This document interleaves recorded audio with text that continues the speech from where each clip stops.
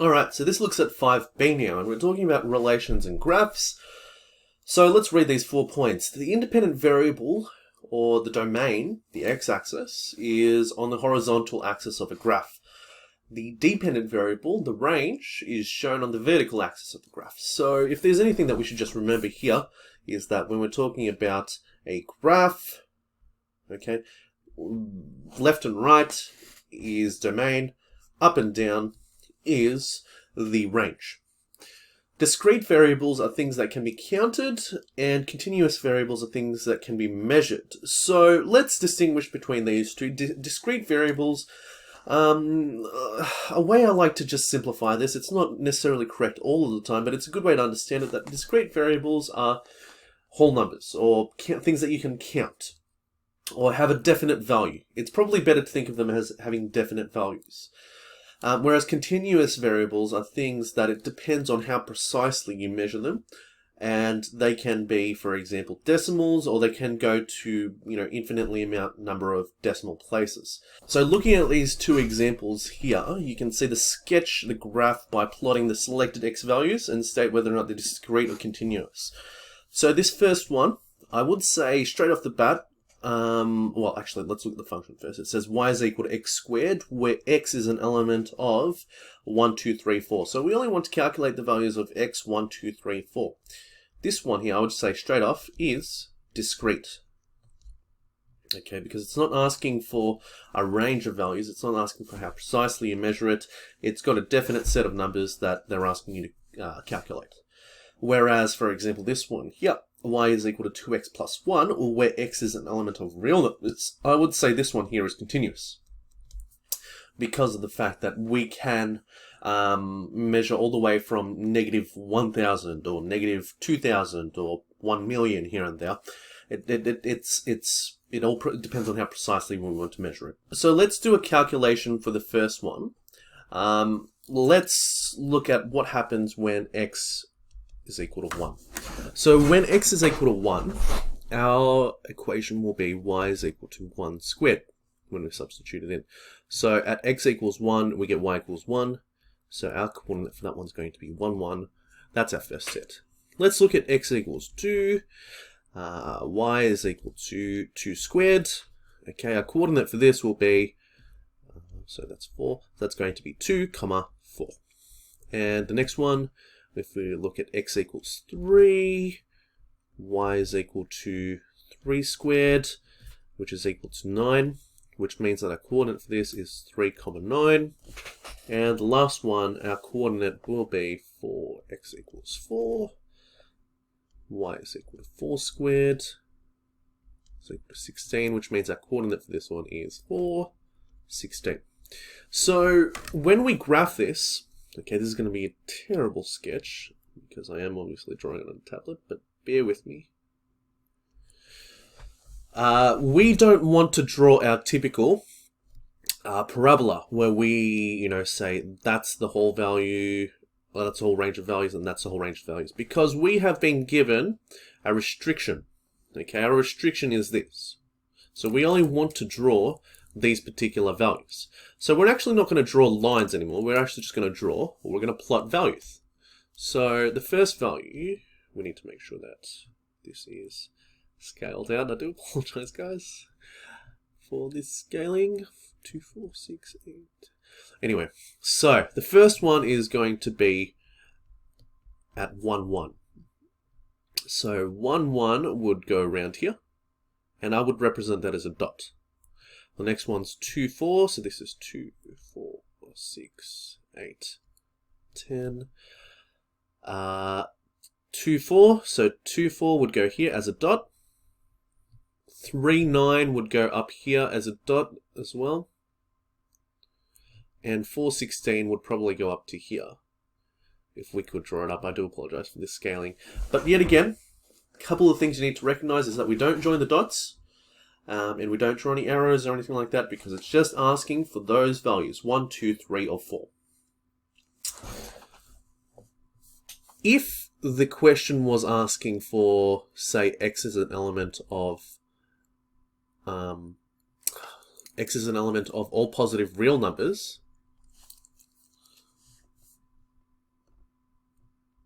Okay, so R plus.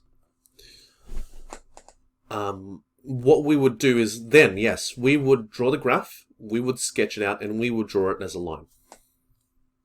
So let's look at this one here. We've got y is equal to 2x plus 1, where x is equal to, is an element of all real numbers.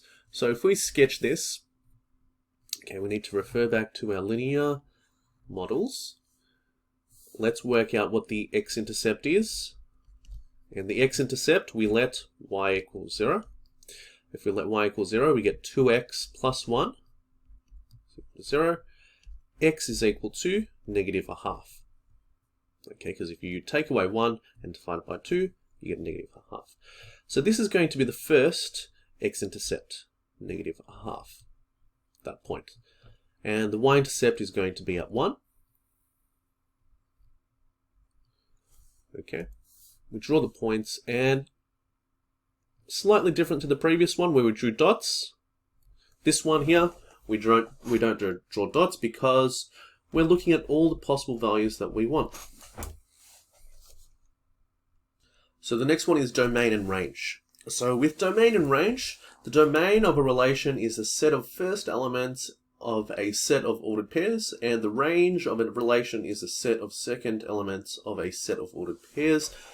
Think of ordered pairs as just coordinates, okay? If you are struggling with this language, think of it as the domain is just the values that go from lowest to highest for the set, for the first elements, so the x coordinate, and the range is the possible values for the y value. Let's look at interval notation. So if a and b are real numbers and a is less than b, so that's how we're defining it. If a is a smaller number than b, the following intervals are defined with the following number line. So let's look at characteristics of each one of these. You've got a, comma b. It implies that a is less than x and less than b. X could be any of these values from a to b, but they can't be a or b. Now we denote this with an open circle. So you can see in an open circle, okay, not included. Okay, and that's also attributed with round brackets. This one here, we have got a and b. It could be b, but it cannot be a. And x could be all these values going from this to this, which means that we denote it as a, round brackets, a, comma, b, square brackets. Keep in mind that we also use these symbols. So everything that's not included is an open bracket. It's got everything that's not included is an open circle, round brackets, and the greater or less than symbol without the notch on the bottom. Let's jump to this one here. So when we've got negative infinity, comma b, implies that x is less than b. It means that everything can be less than this particular part here, which is why the red arrow is pointing downwards, but it can't be b. And if you just zoom your eyes to these, you'll notice that all the infinity symbols, okay, all the infinity symbols have round brackets. That is supposed to indicate that we can never calculate the value of infinity. Okay, which means that we can't include infinity in itself, but we're accommodating for all those values, which is quite a large range of numbers. So, a couple of notes to note down is the first one there, where you've got open brackets, and this one here is inclusive. Included or inclusive. And we're dealing with square brackets, and we're also dealing with these symbols. The next note you should note down is that infinity always has an open circle. Okay, and it's always in this part of our notation. Let's look at this last one here. where we've got A and B implies that A is greater than or less than, but or equal to X, or greater than, B is greater than X. So in this point, we can have all the values here. It can be A or B, that's why we've got the closed circle, which means that it's included in the potential values that we have. So, a closed circle indicates that a number is included, and an open circle indicates that a number is not included. Let's finish off with this example. So, if you can pause the video here, this might require a few skills from chapter 4, but if you can, pause it here, try it out, and then unpause when you're ready to look at the solution. So for this first graph, let's draw it out. It's a square root graph. Let's do a couple of values first. So let's try calculate what happens at x equals 0. At x equals 0, we get y is equal to the square root of -1. Now, once we hit this point, we want to make sure that we don't, we can't really sketch it because it's not on our real number system. The other thing we can note down is the fact that our endpoint here is at 1, 0. Okay, so we know x equals 0 does not exist. Let's try x equals 1. What happens? So y is equal to the square root of 0, which is equal to 0. So our coordinate for this one is 1, 0. This next one here, x equals 2, y is equal to the square root of 1, which is equal to 1. So this coordinate here is 2, 1, and so on and so forth. What we can do is, since we're just drawing a sketch, okay, the endpoint is the critical part here. So we're going to draw a closed circle because it can be 1, and our point's going to go from there to there. This is going to be 1, 2, 3. And we're not so concerned about the coordinates at this point, but we're going to focus on the domain and range. So the domain for this graph, DOM, if we're going to draw this in interval notation, what are the possible values that this graph could be in regards to the x-axis? It can be 1, it can be 2, it can be 3, it can be 4, it can be onwards actually. It just can't be anything to this side of the graph because it stops at that point, which means that since it can be 0, we use a square brackets, and with the square brackets, it can be 1, and it can be anything along that area, so which means that we use infinity for that part. Let's look at the range. Okay, the range for this graph, it can be anything above, but it stops at this point, and we cannot, it's not defined for any part below this line. So it can be 0 though. So this graph actually has a range of 0, and it can include 0, and it goes all the way up to infinity. Okay, and that's how you define domain and range for that graph. Let's look at the second one here, where we've got x squared minus 4, and we've got x as an element of 0 to 4, which means that we need to take into account this domain. Okay, so if we draw the graph up,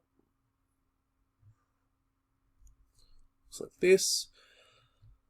I'm just going to draw a quick sketch of what the graph should look like. You just need to substitute a couple of values in here. So this is 4, 12, and it goes all the way down to -4. Okay, so the reason why I've stopped at 0 and only drawn to this part is because of my domain. There's a restriction. So I pretty much only want to substitute 0 into here, and I get -4. And I also want to substitute 4 into here, and I get 12, because 4 squared is 16, take away 4 is 12. So let's look at this graph. What is the domain? What are the possible x values for this graph. The domain is actually here. 0, 4. And it can include 0 and it can include 4 because that's what the domain's actually defined as. And the next one is the range. What are the possible y values? So going up from here to here, what are the possible y values that it could be? Well, it could be -4, and it could be all the way up to 12. And that is how we define our domain and range.